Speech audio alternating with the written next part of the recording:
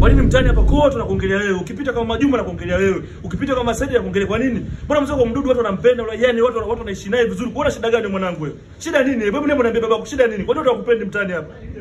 Baba mzungumzia Mdudu. Mdudu mjui tu Mdudu. Wewe hebu kwenda zako acha kuongea ujinga wewe. Mdudu katulia, Mdudu anamjua, Mdudu atabia nzuri mtani kila mtu anampenda Mdudu. Unaongea kitu gani cha kumbavu wako? Nitakutia makofi mpumbavu wewe. Pembe, unafeli wewe. Una mshangazi nimeupata huo. Oyo, mambo ya God have mercy upon us.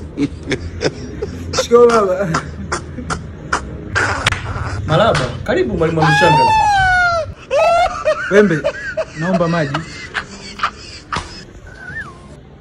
Baba nikamletee maji. Bas. Mekwisha. Wachukue maji ya mshangazi, ndio? Hebu tunaomba mbavu wako na kofia chako. Chako baba ni mtoto, anavaa kofia kama mtoto hichi.